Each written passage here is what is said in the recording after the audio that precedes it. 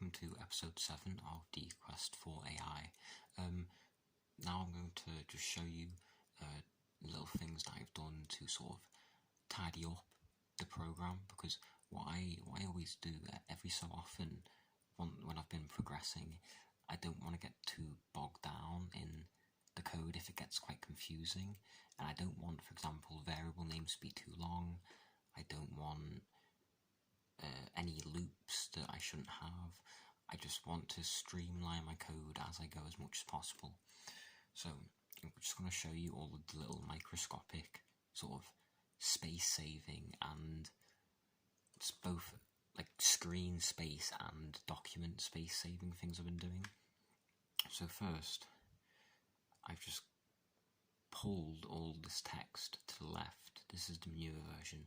I've just pulled all this text for the instructions to the left, and that saves a surprising amount of bytes. I'm pretty sure that saved something like 100 bytes, just pulling all that way.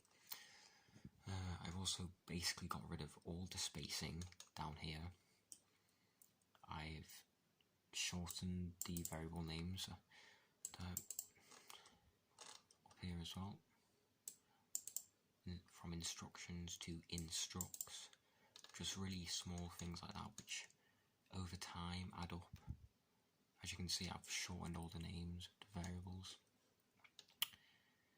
and I've even because I got a bit mixed up with single letter variable names, where I wouldn't start at A, because in previous versions I've had variables called A which then get deleted, and then I've moved on to other letters by then, and I get sort of bogged down using all these random letters as variable names. But if you can see, I've sort of reset the variable names to where they should be. So it starts with A up here, then it goes through alphabetically, which it wasn't before.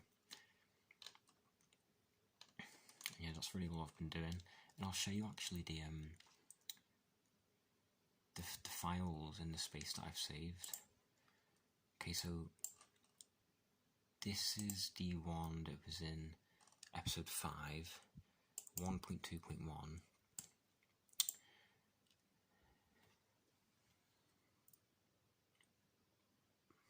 So you see on the disk that's 12 kilobytes, and then the version where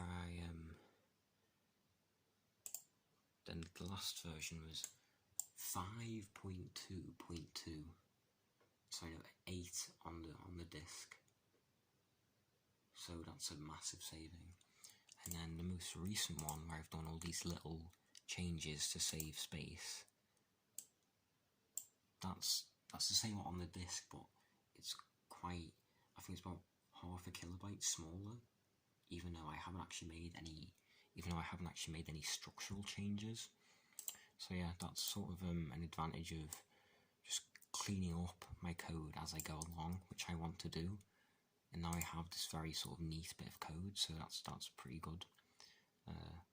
Right, so thanks for watching, and I'll see you next time.